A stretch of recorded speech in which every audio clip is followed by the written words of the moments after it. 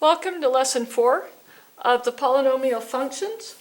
We're just understanding polynomial functions and the degrees in the polynomial functions. Definitely should read through this up here. We've already talked in Algebra 1 about monomials being, for example, 6, 3x to the 5th, or negative 2x y squared. Those are all monomials. A polynomial is a monomial or a sum of monomials. So this is a sum of 3 monomials, and that's a polynomial. Polynomial is like the last name. It's just a general term for all of them. The degree of a monomial is the sum of the exponents of its variables.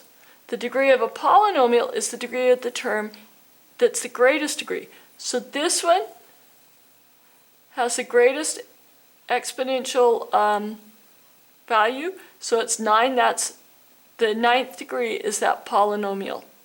Now if we look up here, come back to this one, negative 2, x to the first, y to the second, that would be a 3rd degree. We go over this in class real quickly because everyone gets it so quickly. So if you're struggling with it, come in, it just takes me a few minutes to go over that, or ask in class.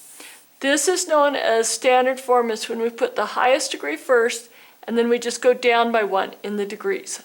Okay?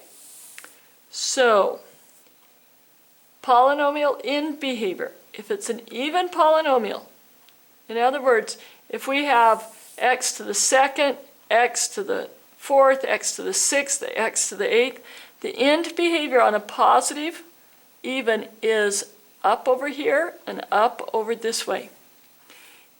If it's a negative out front, let's say it's a negative x squared or a negative x to the fourth, then the U shape goes down. We've talked about that before. It's got a maximum. This would be the minimum. Okay? Now, if it's an odd, x to the third, x to the fifth, x to the seventh, any of those, or even x to the first is a straight line, but they come up this way, down that way, when they're positive out front. When they are negative out front, it flips it over the x-axis, so it comes down this way and up that way. So we say that as x increases without bound, the f of x increases, as the x increases without bound this way, the f of x increases without bound going down towards negative infinity. As the x goes towards negative infinity, the f of x goes towards positive infinity. We also do some games with those and stuff to help you get those. Make sure to be in class. It's so vital. Okay? In general, all that it's saying is this is the end behavior on these graphs. Linear, when it's positive, goes up this way to the right, down to the left. So as it goes,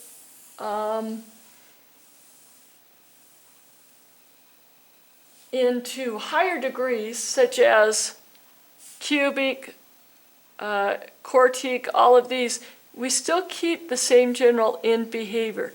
That is really vital in knowing what's going to happen to the end of the graph. So evaluate each term of the polynomial for x equals 10. And then explain why the end behavior is determined by the greatest degree. Notice how these are always by degree. First degree, second degree, third degree. Well, there's a lot of other terms in here. So let's see why it's the same. Let's plug this in. 10 to the fourth would be 10,000, wouldn't it? So if we plug in 10 to the third, no matter what number we use here, it's going to be a lot smaller than 10,000. So 10 to the third is 1,000 times 2. 1,000 times 2 will simply be 2,000. Do you see how it's not going to influence it much?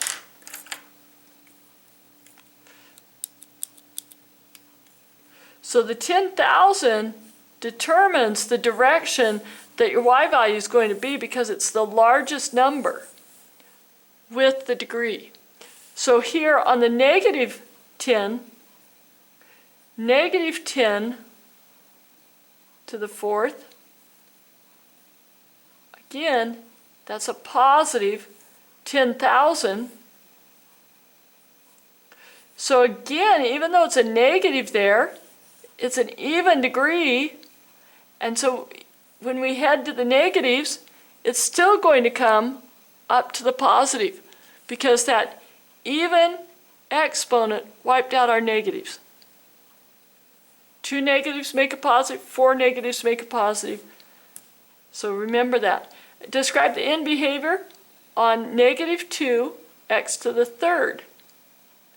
Well, again, it's a negative, and the degree is to the third. So we take this third degree. Normally it would be going this way if it was a positive, but it reflects over the x-axis, so we would say as it goes towards positive infinity on the x, the f of x will go towards negative infinity. As the x goes towards negative infinity, this way, the f of x goes towards,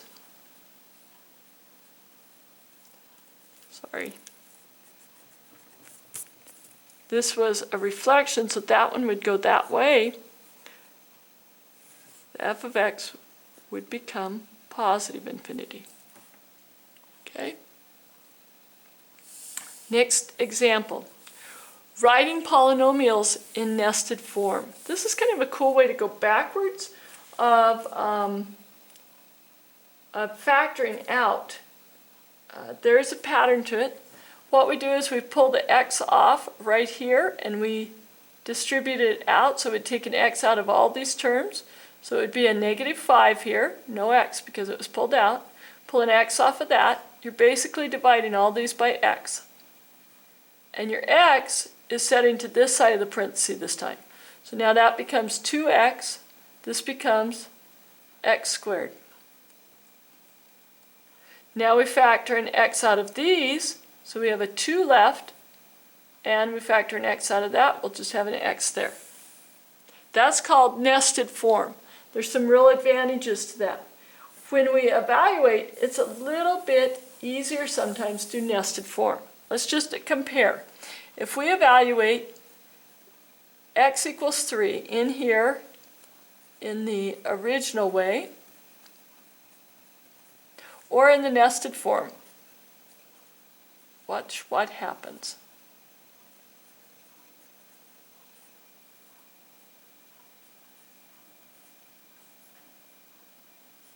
Okay, so if we put 3 in there, I'm trying to run both at one time, so you can see.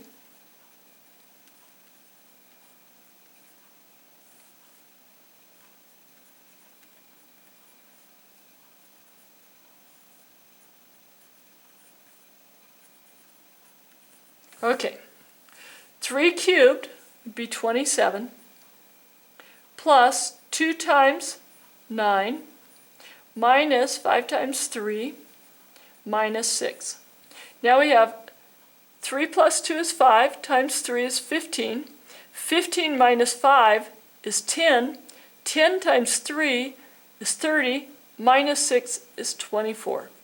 So you can see we can just keep going right down the line. Let's go ahead and finish this one to show that they're the same. 27 plus 18 minus 15 minus 6. 27 plus 18 would be 45, minus 15 is 30, minus 6 is 24. But you can see how much quicker the nested form is. You can almost do it in your head. We'll practice doing the nested form in our practice sheet, so go back and review it a little bit before you come to class. Okay, next example. Graphing the polynomials. Determine the end behavior of the graph. The end behavior is determined by the leading term, the x cubed. Okay, so we know that's a positive x cubed, So it's going to go this way and this way. As x goes towards infinity, f of x goes up, so that's towards positive infinity. And as x goes towards negative infinity, the graph's going down, so it goes negative infinity. Okay?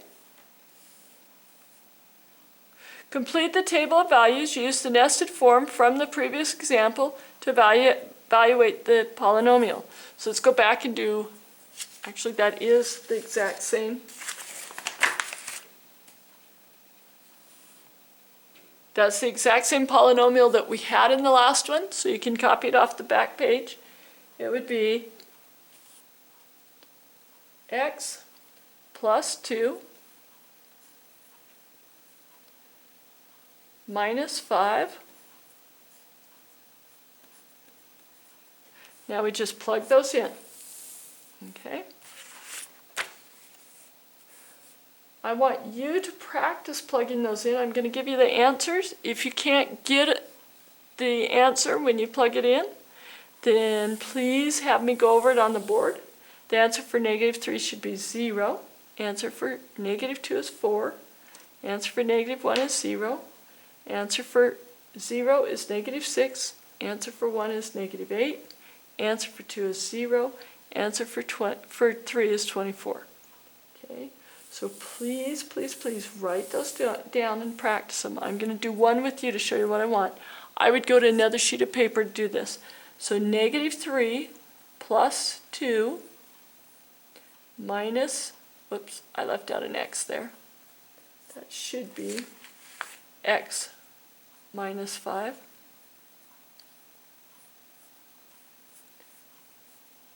X minus 6. Now for these x's, let's plug in that negative 3. The negatives get a little bit tricky mentally because you got to remember you're not subtracting, you're multiplying by that 3. So I sometimes will do that to remember that.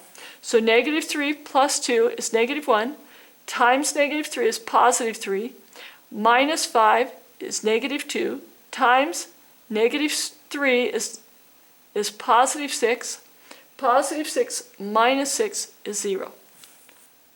Now you can also be writing that down as you go, so it's negative 1 times negative 3, that's positive 3 minus 5, negative 2, times negative 3, positive 6 minus 6, 0.